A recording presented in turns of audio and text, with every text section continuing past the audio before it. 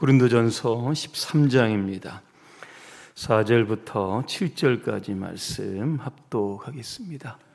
사랑은 오래 참고 사랑은 온유하며 시기하지 아니하며 사랑은 자랑하지 아니하며 교만하지 아니하며 무례히 행하지 아니하며 자기의 유익을 구하지 아니하며 성내지 아니하며 악한 것을 생각하지 아니하며 불의를 기뻐하지 아니하며 진리와 함께 기뻐하고 모든 것을 참으며 모든 것을 믿으며 모든 것을 바라며 모든 것을 견디느니라.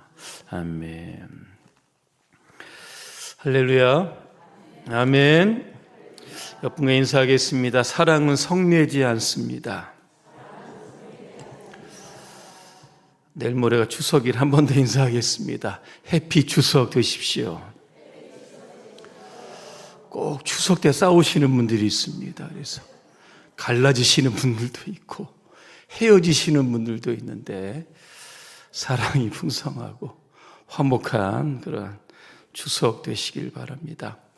최근에 그 분노 조절 장애 환자가 날로 증가한다고 합니다. 성인 10명 중에 1명꼴이 바로 환자라고 합니다. 이게 조절이 안 되면 우리 뇌 쪽에 보면 전두엽이라고 있는데 이게 논리를 담당하는 부분인데 화가 나면 이 부분이 마비가 된다고 합니다. 그러면 어떻게 되겠습니까? 사고 치는 겁니다. 사람들에게 피해를 주는 겁니다. 이 분노 조절 장애는 특별히 우리나라에만 있는 이 우라병, 화가 자꾸 쌓이다 보면 이게 언젠가는 폭발하면서 이런 것들이 생긴다고 합니다. 사소한 상황 가운데서도 짜증이 난다, 화가 난다, 조절이 안 된다 그러면 굉장히 위험하신 분들입니다. 이런 분들은 피하는 게 좋습니다. 그래서 오늘 우리 화면을 보시게 되면 분노 누적 지수 셀프 체크 항목 9가지를 제가 준비를 했습니다. 한번 보여주시죠. 여러분 함께 읽어보시 9가지인데요. 내게 해당되는 것이 몇 개나 되는지 한번 솔직하게 제가 이따 다 물어볼 겁니다. 한번 마음속으로 한번 몇 개나 되나 한번 자 읽어보겠습니다. 시작. 내가 한 일이 인정받지 못하면 화가 난다. 두 번째, 중요한 일을 앞두고 화가 나 망친 적이 있다. 세 번째, 일이 잘 풀리지 않으면 쉽게 좌절감을 느낀다. 네 번째, 성격이 급한 편이고 금방 흥분하는 편이다. 다섯 번째, 내가 잘못해도 남 탓을 하고 화를 낸다. 여섯 번째, 분노가 일어나면 주체를 할 수가 없다. 일곱 번째, 화가 나면 주변의 물건을 집어 던진다. 여덟 번째, 타인이 나를 무시하는 것만 같다. 아홉 번째, 화가 나면 거친 말을 내뱉고 주먹을 휘두른다. 여러분 다 체크해 보셨죠? 물어보겠습니다. 3개 이하 한번 손들어 보시기 바랍니다. 정상입니다. 그렇지 않은 분도 계신 것 같은데 4개에서 6개 사이에 한번 손들어 보시기 바랍니다. 저게 위험 단계입니다. 조심. 굉장히 조심해야 되고 그 다음에 7개부터 9개까지 한번 손들어 보시기 바랍니다. 없어요? 없으십니까? 이런 분들은 바로 병원에 가셔야 되는데 없으셔서 여러분 다행입니다. 미국의 심리학자 중에 그 코스그로브라고 하는 분이 책을 하나 썼습니다. 분노 상담이라고 하는 책을 씁니다. 도서관에서 책을 쓰는데 과자가 먹고 싶은 겁니다. 그래서 도서관에 보면 자판기에 그 과자 같은 거 있는데 동전을 넣는데 과자가 나오면서 딱 걸렸습니다. 자판기를 이렇게 툭툭 쳤습니다. 안 내려옵니다. 세게 쳤습니다. 안 내려옵니다. 화가 날까요? 안 날까요? 화가 막 치밀어 오르는 겁니다. 성질대로 그냥 발로 한번 차고 싶은데 뒤에 보니까 사람들이 줄을 서 있는 겁니다. 만약에 이분이 화가 난다고 발로 자판기를 여러분 찼다고 여러분 가정해 보시길 바랍니다. 내일 신문에 큰 기사가 날 겁니다.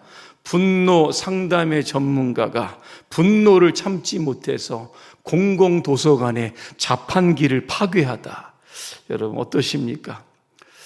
우리는 어떤 일로 인해서 참 마음이 상하거나 참 실망할 때, 굉장히 화가 날 때가 있습니다. 그런데 이런 것들은 어떻게 보면 자연적인 감정 아니겠습니까? 인간에게 4개의 감정이 있습니다. 뭡니까? 희노애락입니다. 자연스러운 것들인데 특별히 노여움이라고 하는 거, 이거 굉장히 조금 조심해야 된다는 겁니다. 그래서 영국의 성서학자였던 그 바클레이는 이런 말을 했습니다. 분노는 언제든지 패배자의 표시이고 분노할 때 우리는 모든 것을 잊는다. 자기를 미워하는 사람을 미워하지 않을 수 있는가에 따라 그 사람의 가치가 결정되고 자기 마음을 다스릴 줄 아는 사람은 무엇이든지 지배할 수 있다. 그래 잠언 16장 32절에 보니까 노하기를 더디하는 사람은 용사보다 낫고 자기의 마음을 다스리는 사람은 성을 정복한 사람보다 낫다 그랬습니다. 또 하나 잠언 29장 11절입니다. 어리석은 사람은 자기의 노를 다 드러내어도 지혜로운 사람은 그것을 억제한다 그랬습니다. 여러분 화가 나실 때 어떻게 하십니까? 예? 화를 내십니까? 참으십니까? 야, 이거 다 성자, 천사분만 앉아 계셔가지고 오늘 설교가 잘 안 되는 것 같습니다. 화가 많이 나는 분들이 오늘 설교를 듣고 회개를 하셔야 되는데, 여러분 우리가 화가 날 때는 이 감정을 여러분 잘 표출해야 됩니다. 여러분 예수님 아시죠? 사랑이 많으시지만 굉장히 화를 내신 적이 있습니다. 예수님께서 예루살렘 성전에 이렇게 들어가시다 보니까 성전 안이 시장터가 됩니다. 얼마나 화가 나셨는지 노끈으로 채찍을 만드셨다 그랬습니다. 양과 소를 다 쫓아내시고 환전상에 그냥 상을 다 뒤집어 엎으십니다. 그러면서 아마 그들을 향해서 굉장히 격정적인 소리를 말씀하셨을 겁니다. 내 집은 기도하는 집인데 너희들이 강도의 소굴을 만들었다. 이런 예수님의 화를 가리켜 우리는 의분이라고 합니다. 의로운 분노, 거룩한 분노라고 합니다. 또 하나 예수님은 그 당시에 종교 지도자들이 있습니다. 바리새인들도 있고 사두개인들도 있습니다. 여러분 이런 사람들 향해서 욕을 하신 거 기억하십니까? 얼마나 화가 났으면 그들을 향해서 욕을 하셨을까? 마태복음 23장 27절부터 33절까지 제가 세 번역으로 한번 읽어드립니다. 율법 학자들과 바리새파 사람들아, 위선자들아, 너희에게 화가 있다. 너희는 회칠한 무덤과 같기 때문이다. 그것은 겉으로는 아름답게 보이지만 그 안에는 죽은 사람의 뼈와 온갖 더러운 것이 가득하다. 이와 같이 너희도 겉으로는 사람에게 의롭게 보이지만 속에는 위선과 불법이 가득하다. 33절입니다. 뱀들아, 독사의 새끼들아, 너희가 어떻게 지옥의 심판을 피하겠느냐, 그렇게 말씀하는 겁니다. 때로는 우리가 의분도 표현할 수 있어야 하는 겁니다.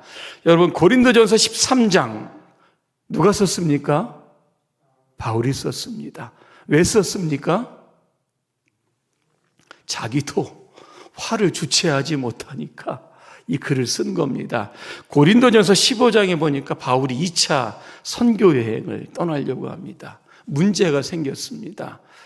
마가라고 하는 사람을 2차 선교 여행에 동행할까? 이 문제였던 겁니다. 왜냐하면 1차 선교 여행 때 바울과 바나바와 마가가 선교 여행을 떠납니다. 하지만 마가가 힘들었던지 밤빌리아에서 그만 선교를 포기하고 집으로 돌아갔던 겁니다.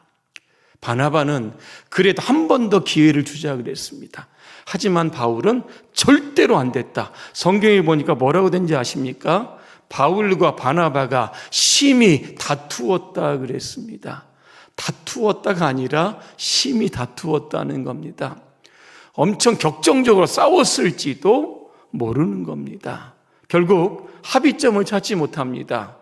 바나바는 마가를 데리고 가지만 바울은 실라를 데리고 2차 선교 여행에 떠났던 겁니다. 그죠? 얼마나 화가 났으면 따로따로 선교를 갔을까라고 하는 겁니다. 또 하나, 바울은 아시아와 유럽의 교회를 개척을 합니다. 고린도 교회도 마찬가지인데 일부의 성도들이 바울은 사도가 아니다, 이게 정면 공격을 막 하는 겁니다. 그러다 보니까 굉장히 좀 화가 났던 겁니다. 그러면서 그들을 향해서 이런 글을 씁니다. 고린도후서 13장 2절입니다. 내가 두 번째로 여러분을 방문했을 때 전에 죄를 지은 자들과 그 밖에 모든 사람에게 경고해 둔 바 있지만은 지금 떨어져 있으면서 또다시 경고합니다. 내가 이번에 다시 가면 그런 자들을 단 한 사람도 그냥 두지 않을 겁니다. 그랬습니다. 용서하지 않겠다는 겁니다. 그렇죠? 예수님도 화를 내셨고 욕도 하셨습니다. 바울도 화를 냈습니다. 여러분 좀 안심이 되십니까? 위로가 되시고. 자, 우리가 화날 때 이 분노를 좀 잘 해소를 해야 됩니다. 성경이 말하는 분노 해소법 3가지 말씀을 드립니다. 첫째로, 분노는 해지기 전에 다 푸셔야 합니다. 에베소서 4장 26절입니다. 화가 나더라도 죄를 짓지 말고 해가 지기 전에 곧 화를 풀어라, 그렇게 합니다. 살다 보면 화나는 일이 얼마나 많습니까? 순간적으로 화를 표출할 수도 있습니다. 여기까지는 죄가 아닐 겁니다. 하지만 그런 화를 며칠 동안, 몇 달 동안, 몇 년 동안 우리 안에서 여러분 계속 마음에 이거를 갖다 묵상을 하게 되면 복수해, 그죠? 이런 마음이 자꾸 생기는 겁니다. 그래서 그 실행에 옮기면 결국 죄가 되는 겁니다. 그래서 분노는 빨리빨리 털어버리라는 겁니다. 중세 수도원에 보면 하루의 일과 중에 하나가 저녁에 모여서 함께 기도하는 것이라고 합니다. 기도 일과 중에서 수살이 쭉 모여 있으면 이런 이야기를 합니다. 서로의 잘못에 대해서 용서를 비는 그런 시간이라고 합니다.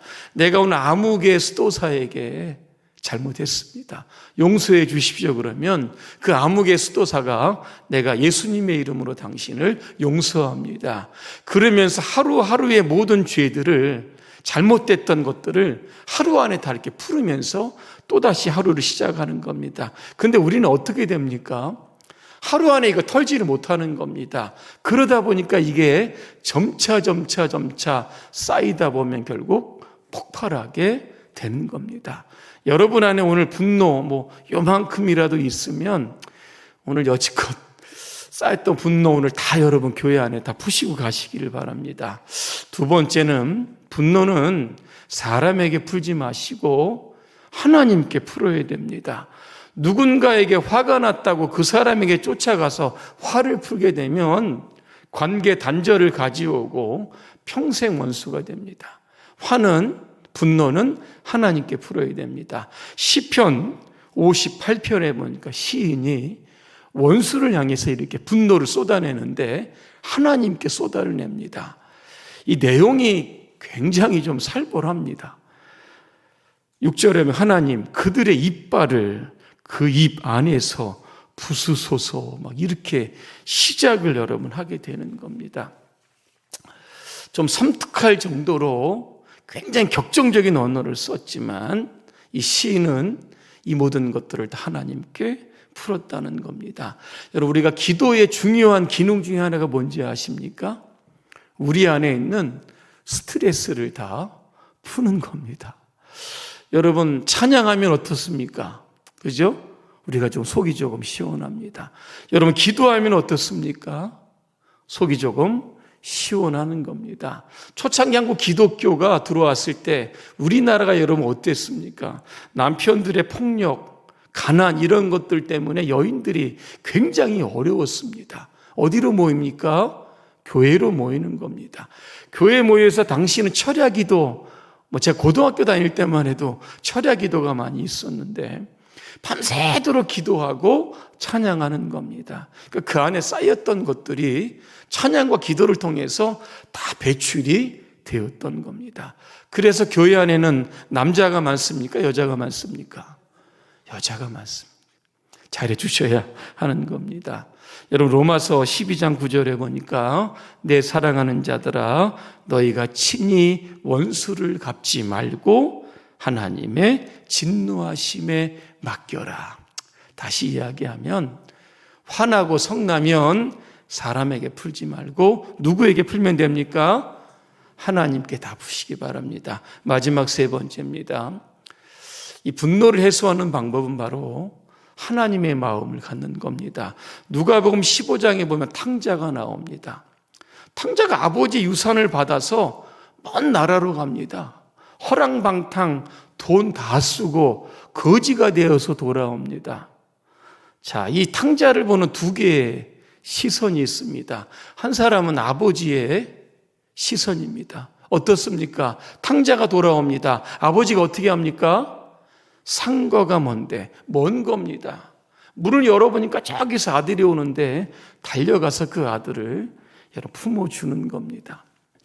여러분, 거지가 됩니다. 아들이 거지가 됐으니까 암송아지를 잡아서 잔치를 벌이고 옷 다 갈아입히고 신발도 갈아 신고 손에 가락지까지 다 끼워줍니다. 또 하나의 시선이 있는데 탕자의 형입니다. 성경에 보니까 이 형은 탕자를 좀 싫어합니다. 동생을 싫어했다는 겁니다. 이유를 보니까 아버지는 이렇게 탕자에게는 융숭한 대접을 해주는데 나에겐 이렇게 홀대한다는 겁니다. 아버지가 듣고 이 형에게 이런 이야기를 합니다. 누가복음 15장 31절과 32절입니다. 얘야, 너는 늘 나와 함께 있고 내 것이 모두 내 것이 아니냐. 그런데 내 동생은 죽었다가 다시 살아왔으니 잃었던 사람을 되찾은 셈이다. 그러니 이 기쁜 날을 어떻게 즐기지 않겠느냐 그랬습니다. 아버지의 눈으로 보니까 탕자가 잃어버린 거 이거 전혀 관심이 없는 겁니다. 죽었다가 살아난 그 탕자를 보니까 너무나 기뻤던 겁니다. 그래서 이 아들을 여러분 사랑했던 겁니다. 여러분, 예수님께서 십자가에 달리셨습니다. 자기를 십자가에 못 박는 사람들을 보시면서 얼마나 화가 나셨겠습니까? 그런데 성경에 보니까 그들을 용서해 달라고 기도했던 겁니다. 왠지 아십니까? 지금 자기들이 무슨 일을 하는지 모릅니다. 그래서 용서해 달라. 이렇게 마지막 운명하시기 직전에 기도하셨던 것을 보게 되는 겁니다. 이게 주님의 아마 마음일 겁니다. 하나님의 마음, 주님의 마음, 이런 것들을 가지고 오늘 우리를 힘들게 하고 어려울게 하고 화나게 하는 사람들을 우리가 보게 되면 얼마든지 분노는 처리할 수 있다라고 하는 겁니다. 그래서 오늘 이 시간 이후로부터 화를 전혀 내시지 않지만 혹시 화나는 일이 한 개라도 생긴다면 오늘 이렇게 분노 여러분 잘 처리하시고 모든 일을 여러분 사랑으로, 사랑은 보자기라고 하는데 이러한 보자기로 여러분 잘 이렇게 보듬어 주시고 살펴 주시기를 주님의 이름으로 축복합니다. 기도하겠습니다. 사랑이 많으신 하나님, 우리 안에 시도 때도 없이 일어나는 분노의 감정들이 있습니다. 오늘 주신 말씀대로 잘 처리할 수 있도록 도와주시옵소서. 무엇보다 우리 안에 하나님의 마음을 갖게 하시고 예수 십자가의 사랑이 풍성하게 하여 주시옵소서. 그래서 사랑으로 살고 사랑으로 시작하고 사랑으로 딱 매듭을 짓는 우리의 삶이 되게 하옵소서. 예수님의 이름으로 기도합니다. 아멘.